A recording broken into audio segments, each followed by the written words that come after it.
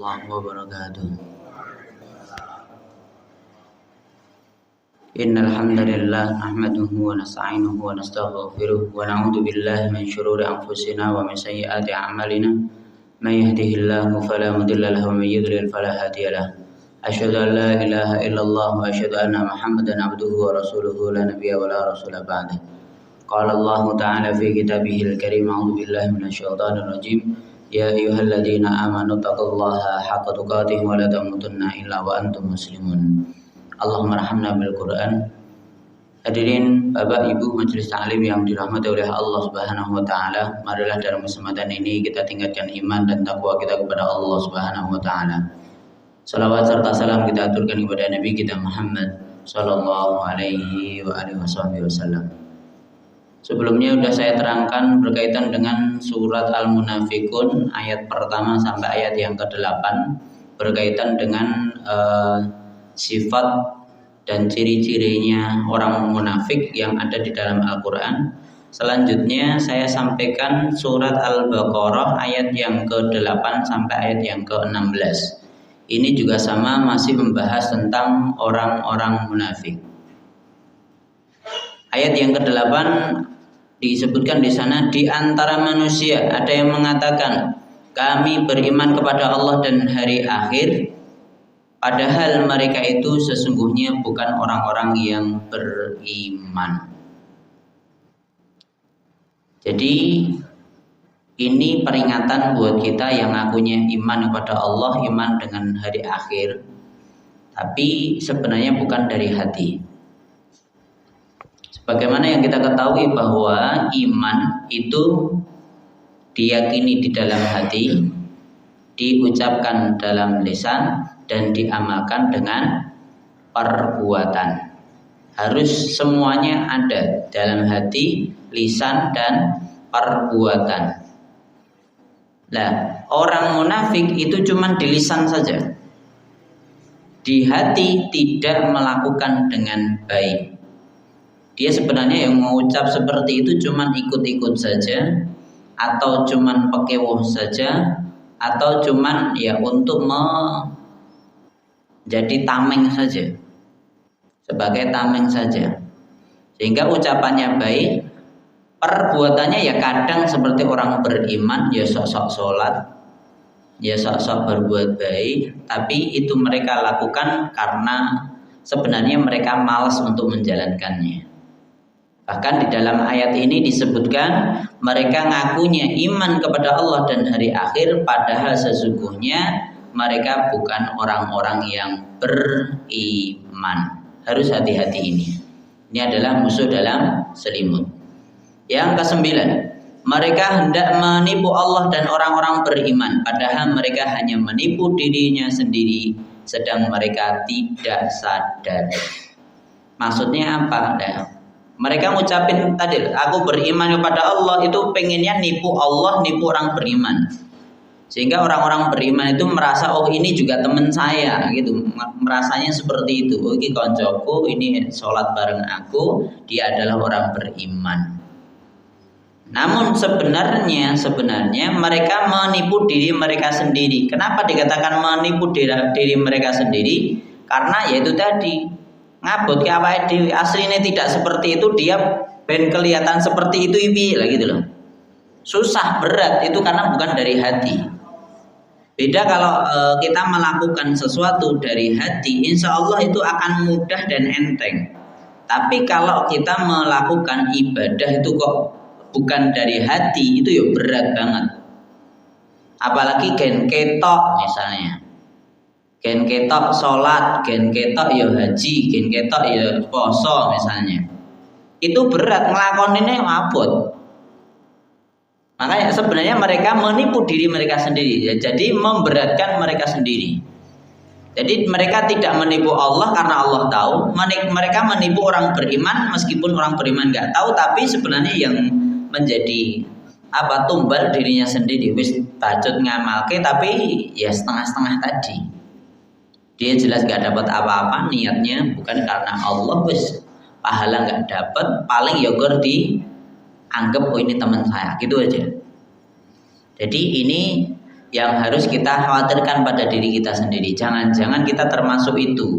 Kita melakukan ibadah-ibadah ini yang kita tahu, sholat, puasa, zakat, haji, sedekah, berbuat baik kepada sesama, itu jangan-jangan berat melakukannya. Ayat yang ke-10, dalam hati mereka ada penyakit, inilah penyebabnya. Lalu ditambah Allah penyakitnya, karena misalnya penyakit ditambah lagi oleh Allah. Dan bagi mereka siksa yang pedih disebabkan mereka berdusta. Nah, ini yang saya terangkan tadi. Ya, mereka kenapa kok tadi ngakunya beriman kepada Allah dan hari akhir? Mereka pengen nipu Allah dan orang beriman, tapi ternyata sebenarnya menipu diri mereka sendiri. Ya karena penyebabnya satu, karena mereka berpenyakit di dalam hati. Di dalam hatinya ada penyakit. Penyakit hati itu apa? Banyak sekali. Orang munafik itu yang sakit adalah hatinya. Jadi iri, riak, sombong, terus intinya penyakit-penyakit hati semuanya. Apa? Gemblung. Intinya penyakit hati semuanya sing menjurus pada hal-hal yang buruk. Penyakit hati itu kan si obatnya Al-Qur'an gitu kan. Al-Qur'an itu syifaa'ul lima fis sudur. Obat bagi apa yang ada di dalam dada. Nah, itu obat hati ini tadi kan Quran. Lah mereka enggak terima Quran kok. Makanya penyakit mereka udah sakit terus disampaikan Quran ya ora tekan pada hatinya, enggak sampai pada hatinya. Mereka tambah sakit, ditambah oleh Allah penyakit lagi.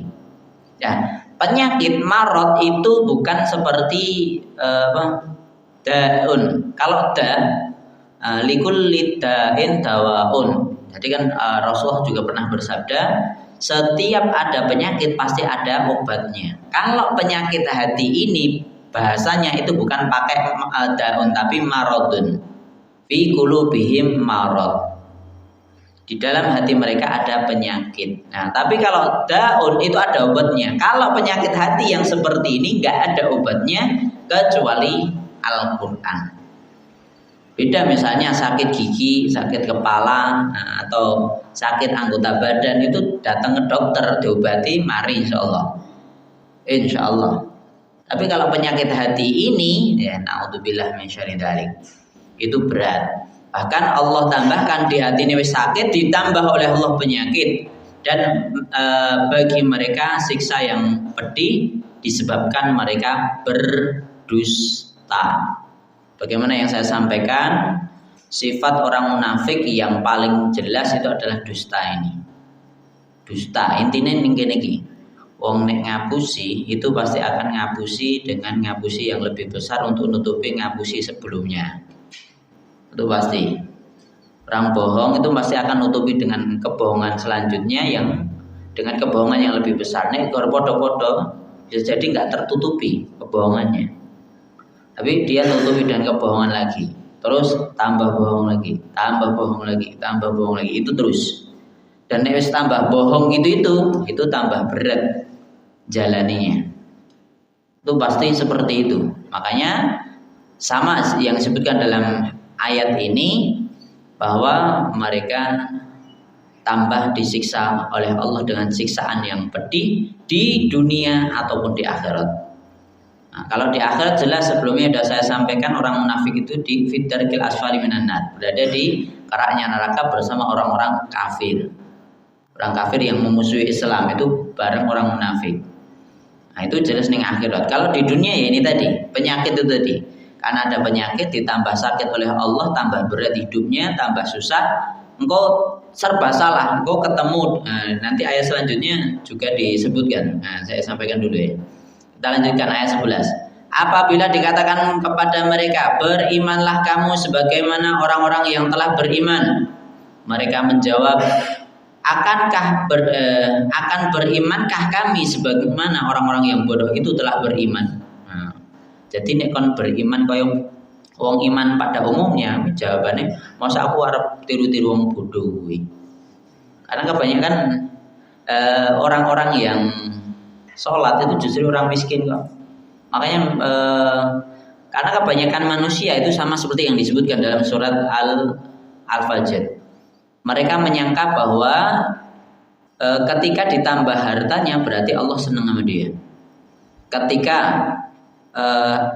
rizkinya berkurang itu manusia menyangka bahwa dirinya tidak disenangi oleh Allah, kan gitu tuh. Berarti bodoh. Terus dianggap orang miskin itu adalah bodoh. Sehingga orang munafik ketika diperintahkan, "Mbok kamu sama seperti orang beriman itu loh, kamu tak jadi orang beriman yang taat seperti itu." Nah, jawabannya apa? "Masa aku arep iman kaya wong bodoh-bodoh kuwi, wong kiri-kiri kuwi." Nah, ngono. Masa aku kan ngamal padha kuwi bendino salat. Buktine mereka salat ya ora sugih-sugih. Padahal sugih atau enggak sugih itu bukan jaminan Allah senang atau tidak senang. Jadi ini yang harus diperhatikan. Ini dalam ayat ini disebutkan seperti itu. Ingatlah, sesungguhnya mereka orang-orang yang bodoh tetapi mereka tidak tahu. Jadi sakjane sing bodoh itu orang munafik tadi. Yang mereka ngatain, oh itu mereka bodoh, nggak mau aku pun iman kaya wonge, nggak mau. Jadi seperti itu. Makanya kita harus belajar Islam ini dijalankan dengan lapang dada, jangan setengah-setengah. Jangan cuman pekiu, jangan cuman koncoku ini masa orang ini. Karena ini kalau jenengan lakukannya seperti itu berat pasti. Nah, supaya ringan, maka kalau orang beriman itu melakukan sholat 5 waktu, insya Allah mudah. Sebenarnya sudah saya sampaikan tentang mereka sifatnya orang munafik itu sholat mereka malas. Wa idza qamu ila sholati qamu kusala. Kalaupun mereka melakukan sholat mereka malas. Kenapa? Ya tadi. Karena udah ada penyakit di dalam hati, terus melakukan sholatnya, ya pokoknya tadi. Nek maghrib ya karena maghrib biasanya jamaah oke, untuk aku ra ketok, ngono tok. Itu tok. Tapi nek wis jamaah sithik dorang gagas yang ora sholat mesti. Sholat isya, sholat subuh, sholat asar mesti. Bolongnya orang-orang munafik sholat yang 3 ini. Duhur bisa jadi podo-podo karo istirahat sholat. Maghrib ya tadi karena mudah juga. Selanjutnya, dan bila mereka berjumpa dengan orang-orang beriman, mereka mengatakan kami telah beriman. Dan apabila mereka kembali kepada syaitan mereka mengatakan sesungguhnya kami sependirian dengan kamu, kami hanya mengolok-olok. Maksudnya datang kepada syaitan itu apa? Kalau orang beriman jelas orang beriman. Kalau syaitan itu bisa orang sesama munafik, bisa jadi dengan orang kafir. Kalau bareng orang beriman ngakunya aku yo iman. Tapi kalau dia bareng dengan orang munafik atau bareng dengan orang-orang kafir itu mereka aku sependirian dengan mereka. Lah kok kowe mau malu kono? Lah aku gur Allah. Gur dolanan. Ngono tok. Jadi mereka melakukan itu tadi bersama orang beriman, beramal soleh bareng, beribadah bareng, itu cuma sebagai olok-olokan saja.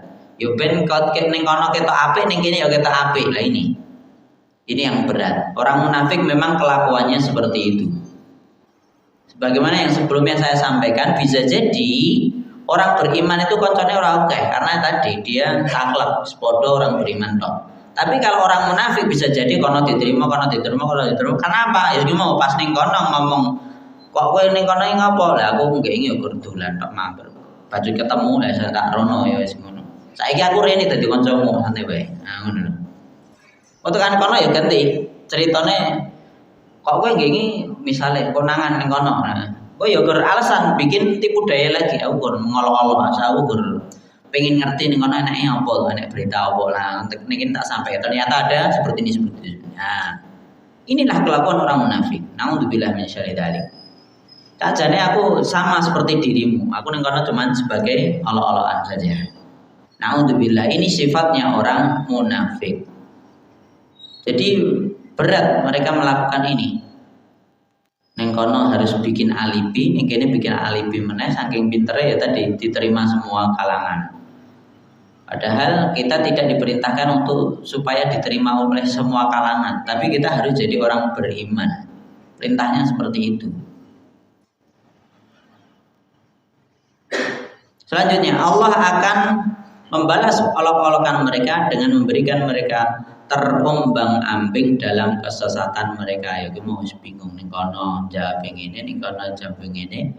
Ning ati ora penak, nglakoni ya abot. Susah momen, serba susah. Non blok iki susah momen.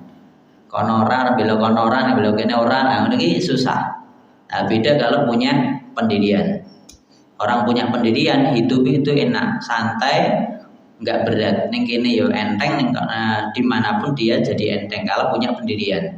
Kalau orang munafik neng kono kabutan, neng kene yo kabutan, neng kene misalnya dengan orang-orang beriman kok koncone wong kiri-kiri yo isin, kok bersama orang kaya, terus ngikuti gaya hidup begini ya iso. Wes susah nih. Terus sampai akhirnya saya seperti orang munafik ini. Na'udzubillah tsumma na'udzubillah. Mereka itulah orang yang membeli kesesatan dengan petunjuk. Maka tidaklah beruntung perniagaan mereka dan tidaklah mereka mendapat petunjuk. Na'udzubillah min syarri dzalik. Jadi mereka rugi. Mereka sudah tahu hal yang baik tapi meninggalkan itu hanya karena dunia. Bisa jadi kalau dengan orang-orang kafir mereka dibayar. Bisa jadi mereka dibantu dengan bantuan yang banyak. Bawa berita, jadi jadi mata-mata orang beriman. Mereka bawa berita, misalnya seperti itu dapat bantuan. Bisa jadi mungkin kalau zaman sekarang jadi buzzer atau yang lain sebagainya. Hal-hal yang jelek intinya pengen merusak. Seperti itu. Ini sifatnya orang munafik. Na'udzubillah tsumma na'udzubillah. Sebelum saya bacakan sifat-sifat orang munafik, barangkali ada yang perlu ditanyakan. Oke. Silakan. Kalau misalnya kita itu pilih pemimpin yang Muslim itu apa yang termasuk orang munafik? Ya, ayatnya jelas kok. Surat Al-Maidah ayat 1 terkenal ayatnya. Ya, ayat Al-Maidah ayat 51 terkenal loh. Coba Mbak buka ya. Nerung kenal saya buka, gampang. Surat Al-Maidah ayat 51. Yang bawa Quran dibuka.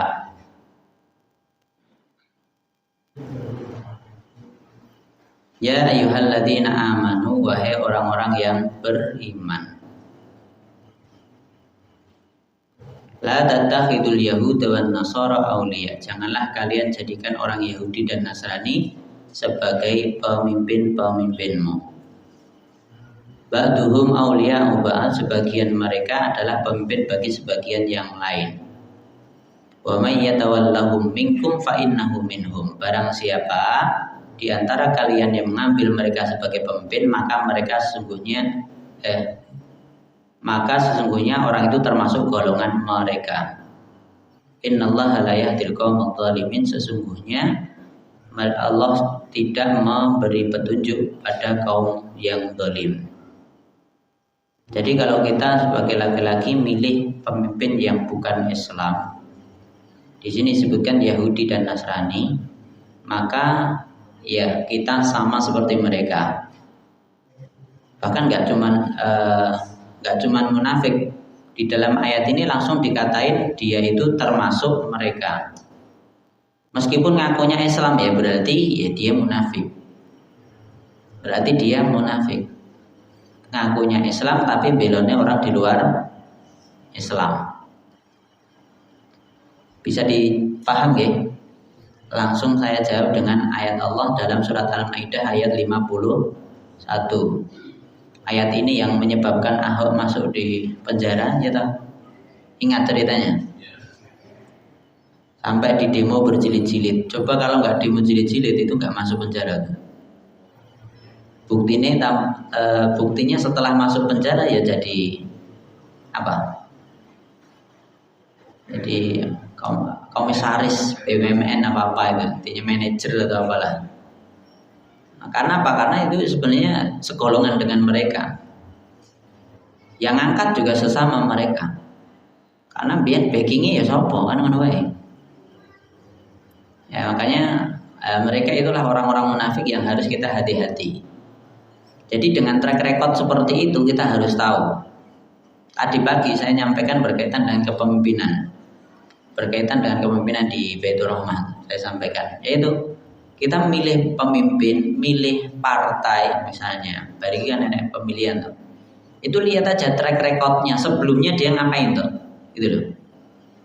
Itu mereka nggak langsung mendirikan partai terus jagoke ora mungkin kok.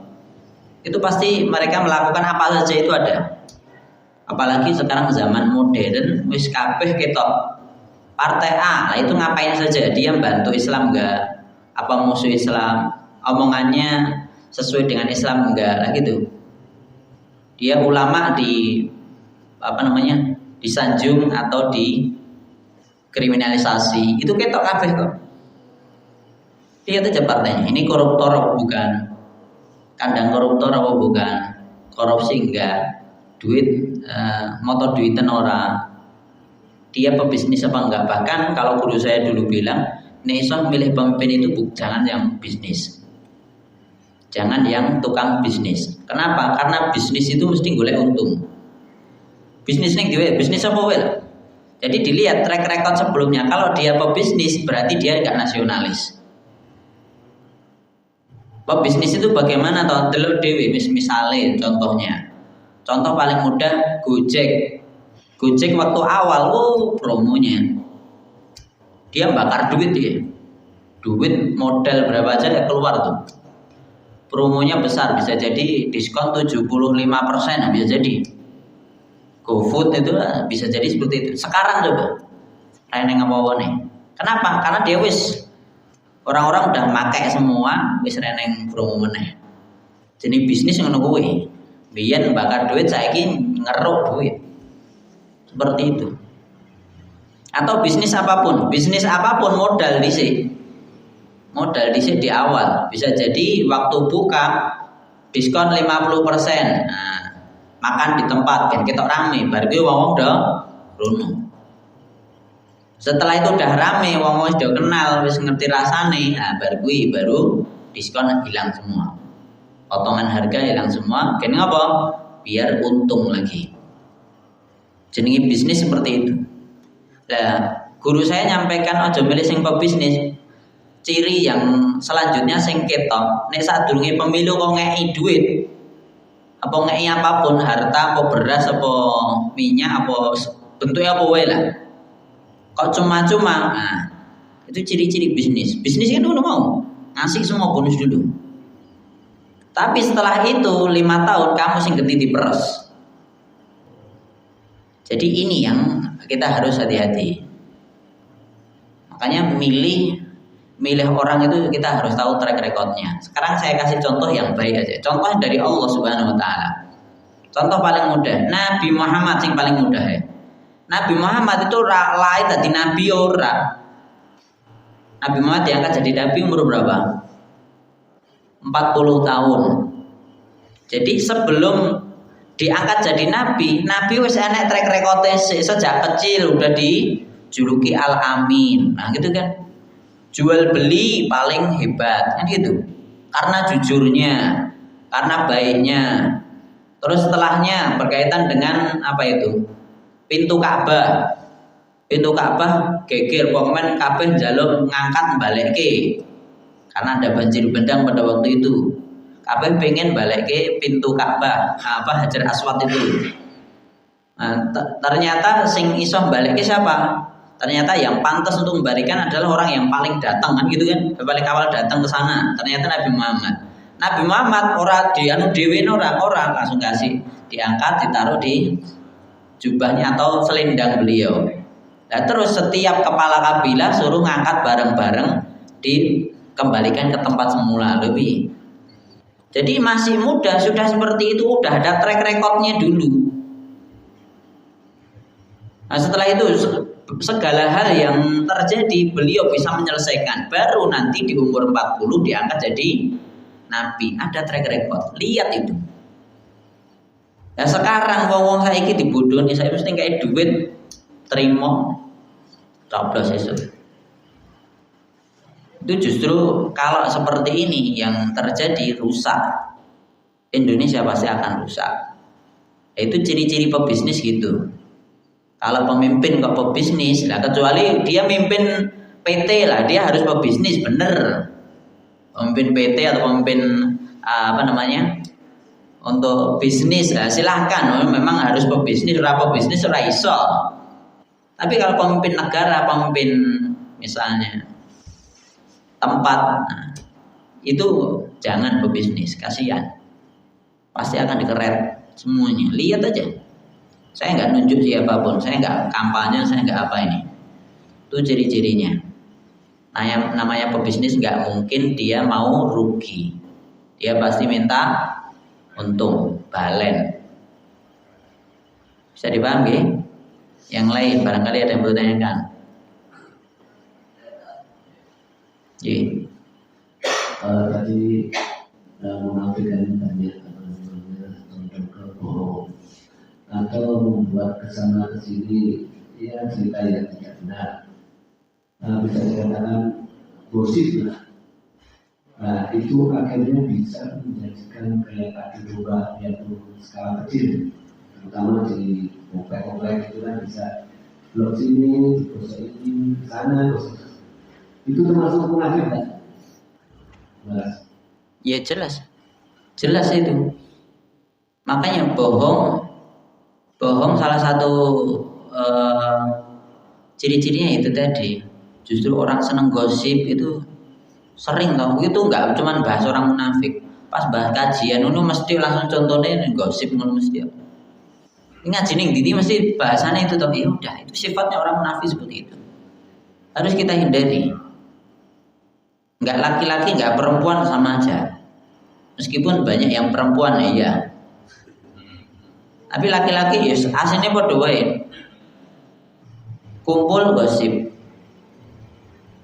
Nah, kalau kalau kita ngumpul, kalau bisa, jangan nggak ada gosip, ngomong yang baik-baik. Jadi jangan semua yang sampai pada kita sampaikan, nggak perlu semua, ya harus disaring kecuali untuk kebaikan. Kecuali untuk kebaikan, ini disampaikan untuk kebaikan, ojo ditiru gini. Tapi ojo sebut merek, jangan sebut nama, jangan sebut tempat, jangan sebut orangnya. Nasihat yang baik itu nih. Jadi ini memang harus kita hati-hati. Ya sama seperti tadi loh. Ning kelompok kene, ning kelompok kene, ning kelompok kene. Lah ki asline belum ndi to kok kene dadi kanca kene, kene dadi kanca kene, kene dadi kanca kene piye? Kowe belum ndi ning kono ngejek kono, sini ngejek sini, ketika kesana ganti ngejek sini, ya Allah ya Rahman. Itu kan gosip seperti itu. Ini yang saya contohkan tadi, orang munafik tadi. Ya, cukup, silahkan. Ya, baiklah. Jadi orang-orang munafik itu adalah orang yang hatinya sakit. Apakah bisa orang yang hatinya sakit seperti ini dapat merembet ke penyakit fisik? Ya. Apakah orang yang berpenyakit seperti ini merembet pada penyakit fisik? Ya jelas. Karena susah. Bahkan terkadang dokter itu orang apa-apa mari. Ada pasien gue pokoknya aku arep ning dokter ning kono kuwi, mari ngono tok. Tenan tekan kono urung ditambani lho, mari. Sugesti. Kenapa? Karena hatine wis ngomong ngono ki mau. Udah tersugesti aku nek teko rono mari. Dokter orang ngopo-ngopo. Kerjagongan tanya kabare ngono tok. Mari. Nah itu kenapa? Karena tadi hatinya tadi enggak enak. Apalagi nanti yang berpenyakit itu tadi wis sombong, riya, takabur, terus iri, dengki, hasad dan lain sebagainya. Itu menyebabkan tambah lorong. Kan saya bilang tadi tambah susah hidupnya karena ya punya penyakit tadi. Emang hidupnya orang iri itu enak? Enggak.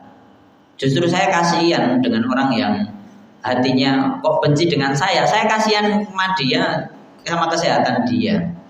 Dia mesti mikirkan saya yang tidak-tidak dan aku jane ya orang gak gas wonge. Nah, perlunya apa gak gas wonge?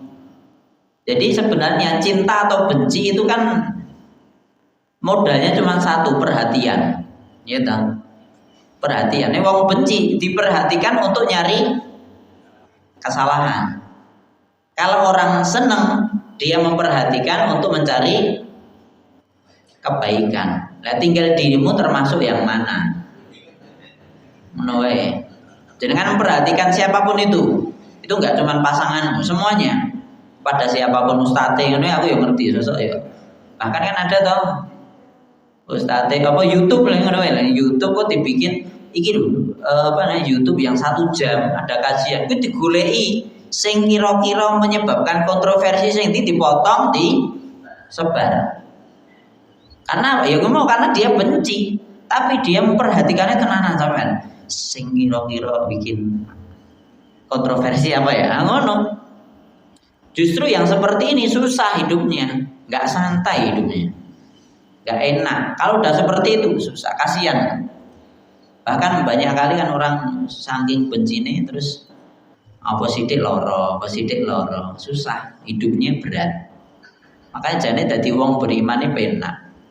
Semua serahkan pada Allah, pas enek susah ya bersabar, enek seneng ya alhamdulillah bersyukur, selesai. Enak tuh.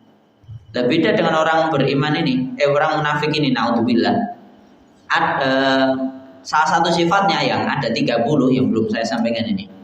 Itu salah satu sifatnya adalah dia senang kalau ada orang lain susah dan dia susah kalau ada orang lain senang. Nah ini susah ya. Wong ini ki wis abot banget, Pak Oman. Sakit parah ini. Temannya senang dia susah. Temannya susah dia senang lebih. Cilaka tenan Pak Oman. Wis ngono kuwi ibadah. Untuk menjalani hidup itu susah Pak Oman. Ya kalau udah susah seperti itu kasihan badan ini kalau digunakan terus menerus harap turu ya mikir pasti ya tak? Itu harap turu mikir mau ketemu lagi golek bumbu ya Bang. Kasih micin sesuk gen aku ceritone iso enak di rumah gayeng ngono piye ya ngono wis karena dia benci. Dan kembali lagi menghadapi orang nggak perlu kita kok nyampaikan kebaikan kita pada orang lain harus menunjukkan kita ingin ini loh, nggak perlu. Kita jadi manusia apa adanya aja. Kenapa? Karena nih wong benci, mbok arep kowe tunjukkan kebaikanmu ya akan benci. Yes, kamu yang penting jadi dirimu udah. Nek wong cinta, kowe ora ngopo-ngopo, kowe wong ya wis cinta, wis ngono wae. Itu ya, ini penting ya. Hidup mudah insya Allah. Silakan.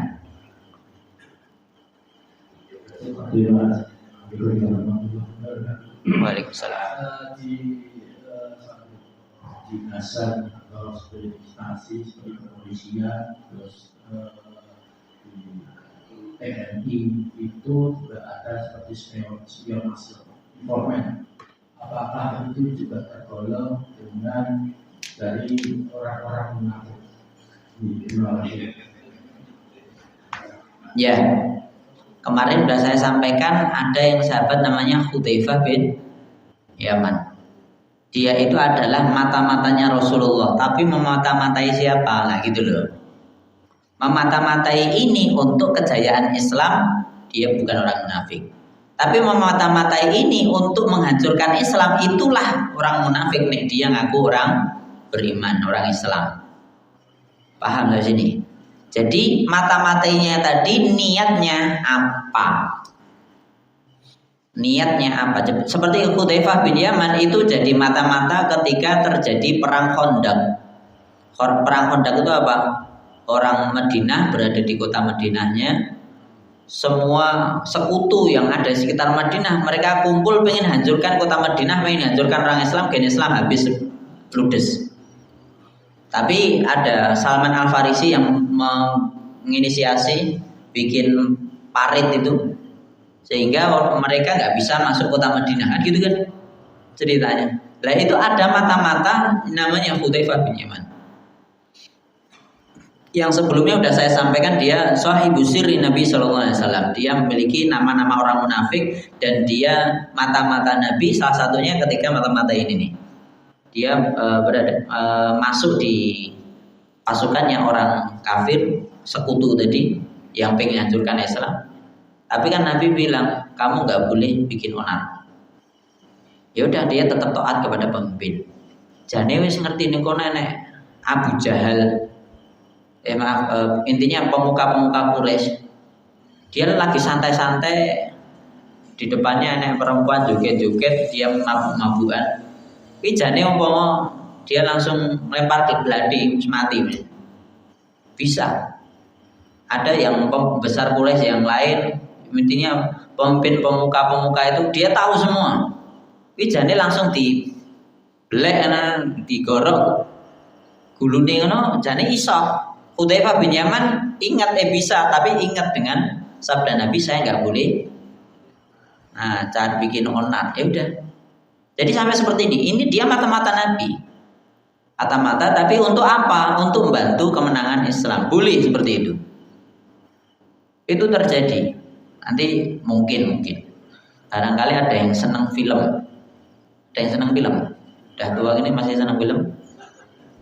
Nah, kalau saya lihat filmnya, film perjuangan, film yang terjadi di Ottoman. Nah, misalnya kan sekarang yang Khilafah Utsmaniyah yang sudah hancur tahun 1924.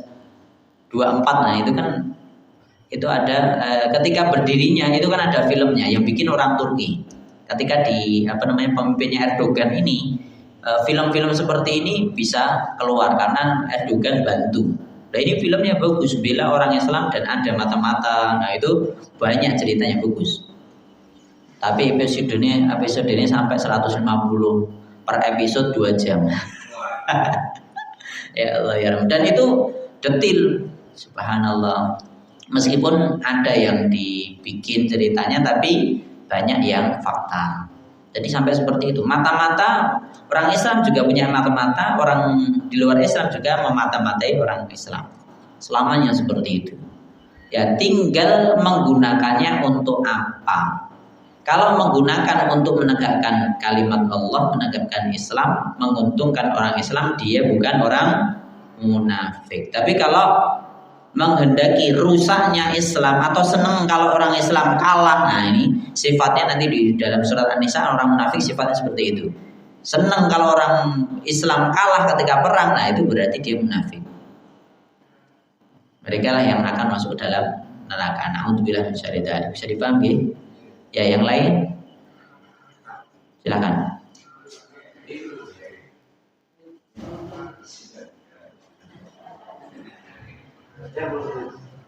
Silakan. Terima kasih Pak untuk apa yang disampaikan seperti Pak Ujur itu di dunia ini ya memang ada ya Pak Dimana. Yang saya pikirkan begini, kalau misalnya saya sebagai anggota dari tim yang memerintahkan satu kemunafikan itu, yang saya kerjakan apa? Saya sebagai seorang muslim dan saya bekerja di situ. Demikian terima kasih. Ya, barakallah, pertanyaan yang bagus. Misalnya dia jadi TNI atau Polri, ya, dia jadi mata-mata ternyata untuk menghancurkan Islam, misalnya. Kan saya tadi udah bilang kalau memang niatnya untuk membantu orang Islam, dia bukan orang munafik. Tapi kalau niatnya untuk menghancurkan Islam, berarti dia munafik, masuk neraka jelas, gitu kan? Nah, sekarang jawab, nek aku ning kono dan saya diperintahkan untuk memata-matai orang Islam atau memata-matai kiai atau bahkan nembak kiai. Karena enek ini fakta banyak, tembak dari jarak jauh bisa jadi. Kok alasannya perlu nyasar, berbagai alasan. Misalnya dirimu termasuk yang di sana, hati-hati. Berkaitan dengan TNI sama Polri itu adalah hal yang harus kita hati-hati. Cari dalilnya aja. Saya tidak, kalau udah jadi TNI atau Polri, jadilah TNI atau Polri yang bagus, sesuai dengan syariat. Nih jenengan diperintah untuk buruk, jangan mau. Karena hadisnya jelas. Nanti di akhir zaman ada TNI atau Polri, misalnya TNI atau Polri atau tentara atau yang lainnya, dia itu membantu pemimpin yang jelek, pemimpin yang tolim, itu jelas masuk ke dalam neraka. Hadisnya ada kok. Makanya guru saya jak kecil wis pokoke wis esuk aja dadi TNI atau Polri, ngono wis benci. Bahkan udah didiknya keras. Misalnya di sini ada TNI atau Polri, nah, saya mohon maaf, bener. Ini pendidikan guru saya dulu. Kenapa harus hati-hati? Ayatnya, hadisnya jelas kok Nabi bahas tentang itu. Bahas tentang itu. Bahasnya apa? Itu tadi. Kasihan.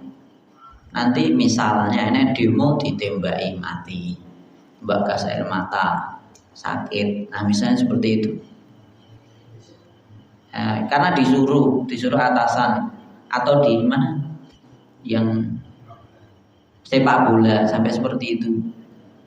Misalnya, yang lakukan itu bagaimana? Jelas dosa.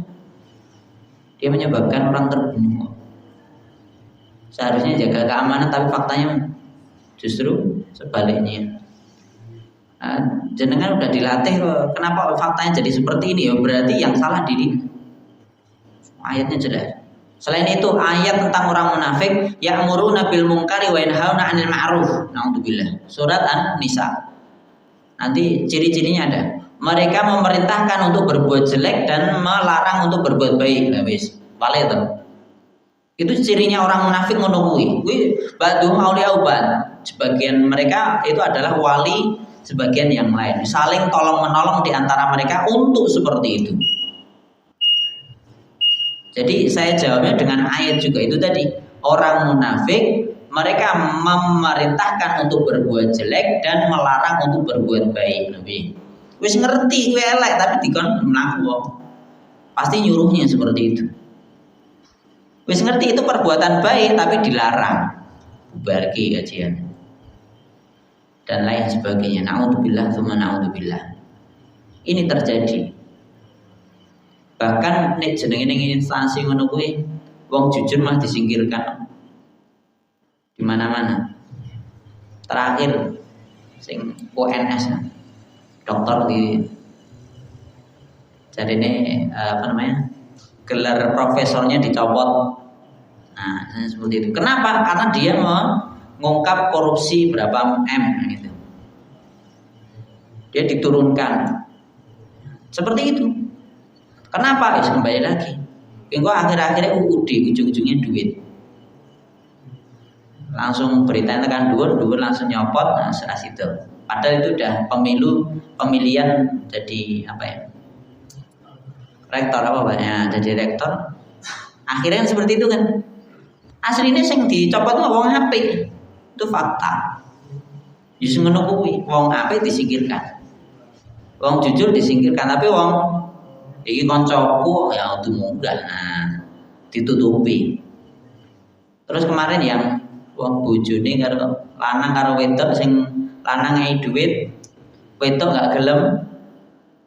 Berita kemarin lah. Ada tak? Fakta. Pencucian uang berapa triliun. Itu beritanya ada. Tapi sing salah apa? Sing isor sing kalah.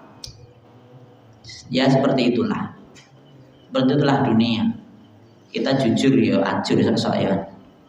Tapi kembali lagi semua itu akan dihisab oleh Allah Subhanahu wa taala. Makanya kita harus hati-hati jalani hidup, pilih yang halal, tok haram tinggalkan. Ada perintah jelek enggak usah jalankan, selesai. Kita hidup di mana saja, bukti ini gaji ini kono ya gede Pak, ya apa-apa silahkan pilih. Itu pilihan, tapi ketika ada yang haram tinggalkan. Selesai, gitu nggih. Jadi kita harus hati-hati. Saya bukan benci Polri, benci TNI, enggak. Kalau memang dia bantu saya, bantu Islam, saya dukung dia. Saya juga punya teman Kanib ada. Dulur saya yang di Manahan situ juga ada. Tapi saya nasihatnya harus jadi yang jujur, yang baik. Dia bisa bantu saya, bantu agama Islam, bagus. Tapi kalau tidak, jangan. Hati-hati. Itu nggih. Misalnya ada yang murid saya misalnya, dulu ada yang pengen jadi polisi atau pengen jadi tentara, itu ya ada.